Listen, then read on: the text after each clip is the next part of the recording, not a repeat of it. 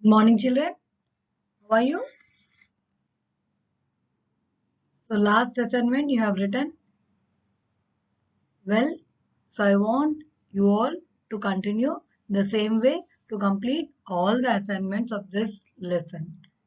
And you have written CT also well at the last lesson. So, in the same way, you continue this lesson also. In the same way, you listen, watch, and write the assignments.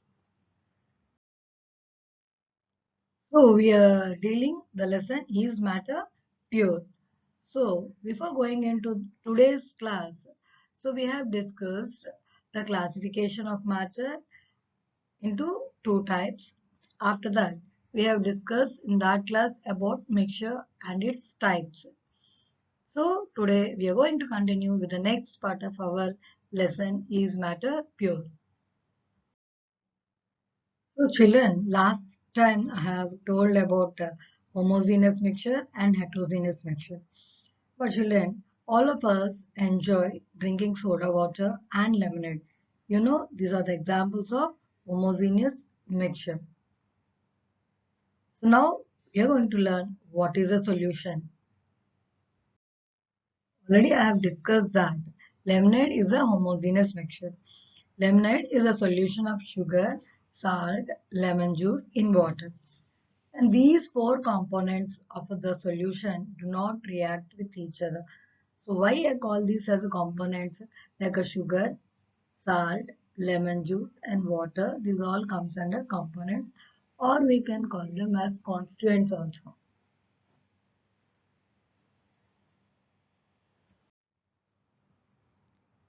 These constants have its own taste in the lemonade. Instead, the particles of sugar, salt and lemon juice mix with the particles of water thoroughly that we cannot see them even under a microscope. So lemonade tastes the same throughout the glass. So now I can define what is a solution. A solution is defined as a homogeneous mixture of two or more chemically non-reacting whose composition can be varied within the limit. So one more definition also you can see for this solution. The homogeneous mixture of two or more substances from which we cannot separate its components by the process of filtration. Okay, this is the definition of a solution now. And you have to remember solutions can be in the form of solids, liquids or gases. So a mixture is to be called as a solution. It must satisfy the following condition. What is that? The components of mixture should be non-reacting. The second point is mixture should be homogeneous. Already this example we have discussed. Lemonade is a solution of sugar, salt and lemon juice in water. And one more point you have to remember, solutions can be in the form of solids, liquids or gases. So in a solution, we find components or constituents I told. So let us learn what we call those components of a solution. Solutions have two components or constituents. They are solute and solvent. Now coming to solvent, the component of the solution that dissolves the other component in it or which is present in larger quantity in the solution. That is a solvent. Next one is solute, the component of the solution that is dissolved in the solvent or which is present in the smaller quantity in the solution. So children, solution is a combination of a solute and a solvent. But sometimes we find any number of components or constants may be present in a solution. For example, if you see take a seawater. A seawater is a solution of many components such as sodium chloride, magnesium chloride, calcium chloride, magnesium sulfate, etc. Of which sodium chloride is the main component there. But for the sake of convenience, we only discuss about the binary solutions in the lesson what we are discussing. So binary solution means having only two components or constants. So those are nothing but solute and a solvent. And when we call a solution is a true solution, if a solutions of sugar and common salt in water are called true solutions, because these solutions, the particles of a solute, here the solute is sugar or salt, are so thoroughly mixed with water such that we cannot distinguish between one from another. Okay, I hope you have understood this. Next, coming to the next part, what is that? Is just listen carefully, children. You have to pay more attention here.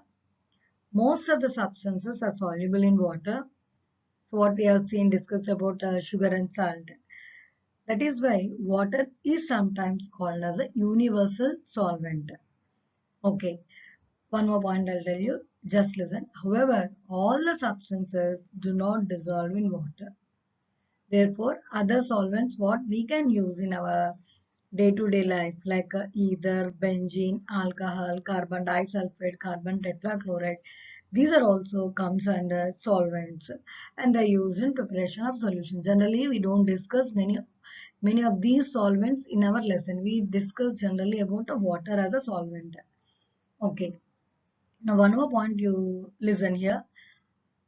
A solution in which water acts as a solvent is called aqueous solutions, while the one which another liquid act as a solvent is called as non-aqueous solutions.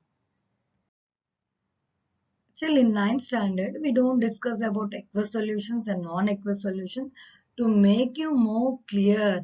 If whenever you see these types of names or terminology in any of the chemistry books, don't get confused, children. Just you understand what is aqueous solution and non-aqueous solution. So let us discuss one more example here. A solution of common salt or sugar in water is called as aqueous solution. A solution of iodine in alcohol is an example for non-aqueous solutions. So still make you more clear what is a solvent and what is a solute. Whatever we have taken, let us discuss one example. Already the same example I'm discussing. Why? Because this you know day-to-day life. Generally, if I speak about some other thing, you may not understand. That is the reason why I am using this known example. When sugar is dissolved in the water to prepare a sugar solution, sugar is called the solute and while water is called the solvent.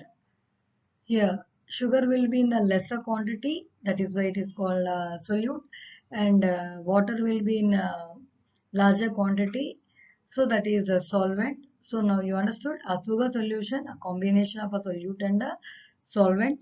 Solution is sugar water is equal to solute is sugar, solvent is water. Okay, and one more point you have to remember here that sugar is in the form of solid state and water it is in the form of a liquid. If you go with salt solution, salt is in the solid form and water will be in the liquid form. In that also the same thing, salt will be in salt is a solute and water is a solvent for salt solution. Now coming to the types of solutions, we know that substances exist in three states or three phases like a solid, liquid and gas. In binary solutions, we have to take two constants. One is a solute, the other one is a solvent. So depending upon the binary solutions, so nine categories are there in the types of solutions. Okay, the first one is solid solutions. In this solution, solid act as a solvent. When you go to the liquid solution, in these solutions, liquid act as a solvent. When you go to the gaseous solution, A gas acts as a solvent here. So we will discuss each in detail about these three types of solutions. Okay, children, I hope you have understood up to here. Now coming to the solid solutions. In solid solution, if a solid is a solvent, while a solute can be in the form of a solid, liquid or a gas. So in that also we have to discuss three types of solid solutions. The first one is both solute and solvent. Both will be in the solid state. So first one we are discussing about alloys. So alloys are examples of solid in solid solution, children. Like a copper, brass, bronze, this all comes under alloys. Okay, and the other pictures what I showed you that. So the material and what they are used in what way. Stainless steel is also an alloy. An alloy. So brass, stainless steel items and gold bangles. In this gold bangles also, why I am going with the gold bangle, because pure gold is 24 karat. It is very soft and it is therefore not suitable for making jewelry. To make it hard, it is alloyed with copper or silver. In generally, in India, we get 22 karat gold is used for making ornaments. So this means 22 carats means 22 parts by weight of pure gold is alloyed with 2 parts of weight by either copper or silver. So that's why I did not give directly the gold biscuit. Here it is gold bangles because it is an alloy and a bronze statue. So this comes under second type of solid solutions uh, as hydrated salts. When water is added to anhydrous salts. Anhydrous means not having any water in that. So here salts containing water of crystallization such as hydrated copper sulfate, blue vitriol, hydrated ferrous sulfate, green vitriol. And about water of crystallization, you are going to learn in 10th standard chemistry, children. So I hope you understood that. This is the liquid is added to the solid, liquid in solid solutions. Second type of solid solutions. This is the third type of solid solution, gas in solid solution. Gases adsorbed on the surface of metals like a nickel and platinum. This comes under gas in solid solutions. Now, next type of liquid solution in this also, a liquid is a solvent while the solute can be in the form of a solid, liquid or gas. So let us discuss the first point, first example. A solution of sugar in water is an example of a solid in liquid solution, where sugar is a solute while water is a solvent. Another example is tincture of iodine, where iodine is a solute while alcohol is a solvent. Next one is a brine, concentrated solution of common salt in water. So this all comes under example of solid in liquid solutions. Next is liquid in liquid. A solution of alcohol in water is an example of a liquid in a liquid solution. Alcohol is a solute and water is the solvent. Now coming to the aerated drinks like soda water, Coca-Cola, Pepsi, Limca, Thumbs Up, whatever, etc., are a gas in liquid solution. These contain carbon dioxide as a gas and which is in the form of a solute and water in the form of a liquid as a solvent. Now coming to the last one, gas solutions. In that also in the gas solution, gas is a solvent while the solute can be in the form of a solid, liquid or a gas. So coming to the first type.